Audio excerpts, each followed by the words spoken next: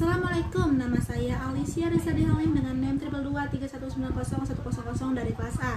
Pada kesempatan ini, saya ingin menyebutkan apa saja yang saya sudah pelajari untuk mata kuliah kurikulum dan pembelajaran selama semester 3 ini.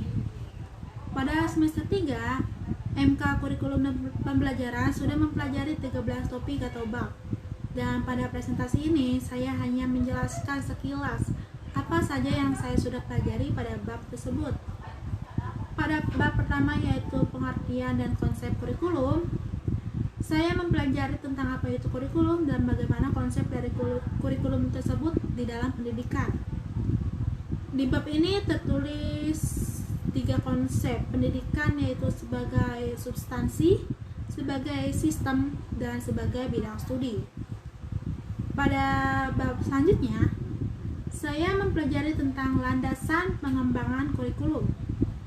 Tertulis bahwa ada 4 landasan, yaitu landasan filosofis, landasan psikologis, landasan sosiologis, dan landasan ilmu pengetahuan dan teknologi. Dan pada bab selanjutnya, saya mempelajari tentang komponen kurikulum. Di bab ini terdapat 4 komponen, yaitu tujuan, isi, metode atau strategi, dan lalu evaluasi. Di bab ini juga tertulis 4 tujuan pendidikan. Pada bab 4, saya mempelajari tentang prinsip-prinsip pengembangan kurikulum. Pengembangan kurikulum merupakan hal yang harus menjadi patokan dalam menentukan pengembangan kurikulum. Prinsip ini terbagi menjadi 2, yaitu umum dan khusus. Dalam prinsip umum maupun khusus, masing-masing terdiri dari 5 prinsip. Dalam bab selanjutnya, yaitu bab 5, dengan topik pendekatan modal dan prosedur pengembangan kurikulum, saya mempelajari apa itu pengembangan kurikulum. Pengembangan kurikulum adalah suatu proses siklus yang tidak pernah ada titik awal dan akhirnya. Sebab pengembangan kurikulum ini merupakan suatu proses yang bertumpu pada unsur-unsur dalam kurikulum, yang di dalamnya meliputi tujuan, metode, dan material, serta penilaian dan balikan. Pada bab selanjutnya, bab 6, adalah evaluasi kurikulum. Tujuan evaluasi kurikulum adalah untuk memeriksa kinerja kurikulum secara keseluruhan ditinjau dari berbagai kriteria. Model evaluasi ada 5 model, yaitu measurement, Congruence, Illumination, Educational System Evaluation, dan model CIPP.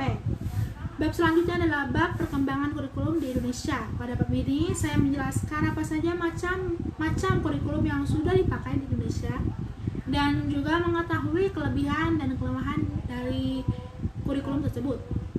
Bab selanjutnya adalah bab 8, saya mempelajari tentang pembaharuan kurikulum. Dalam pembaharuan kurikulum, proses-prosesnya hingga apa yang menjadi masalah pada saat memproses pembaharuan kurikulum ini. Pada bab selanjutnya, saya mempelajari tentang konsep dasar pembelajaran. Di sini saya mempelajari apa itu belajar, yang artinya belajar merupakan proses yang melibatkan aktivitas berpikir dan merasakan, yang menghasilkan perubahan sikap dan perilaku dari yang tidak bisa menjadi bisa, yang tidak mahir menjadi mahir. Dan saya juga mengetahui arti dari pembelajaran, yaitu suatu upaya yang dilakukan oleh guru atau pendidik untuk membelajarkan siswa yang belajar dengan memanfaatkan lingkungan sebagai sumber belajar untuk membantu peserta didik agar dapat belajar dengan baik. Pada bab 10, saya mempelajari tentang komponen-komponen pembelajaran.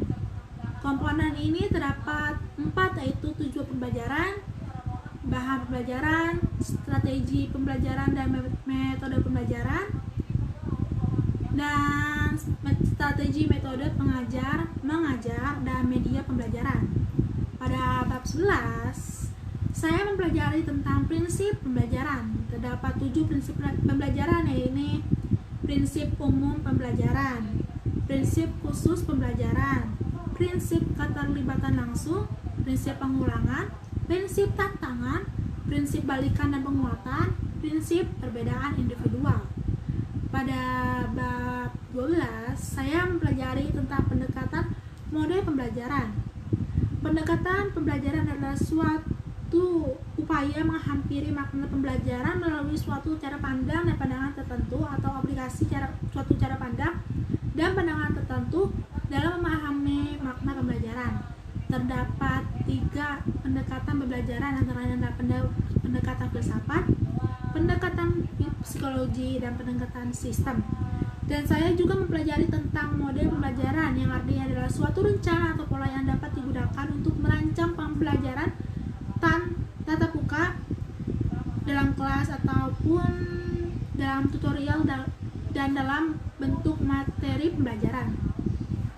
Dalam bab selanjutnya dan bab terakhir, saya juga mempelajari tentang inovasi pembelajaran.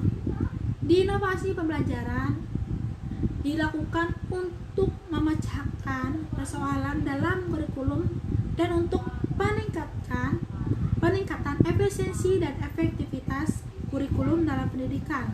Nah, Bapak sudah sebutkan tadi merupakan bab yang saya sudah pelajari selama pembelajaran MK kurikulum ini. Semua ini dipelajari dengan cara membaca makalah dan merangkumnya. Makalah tersebut dibuat dari buku sumber yang sudah diberikan, serta menjawab soal yang telah diberikan juga.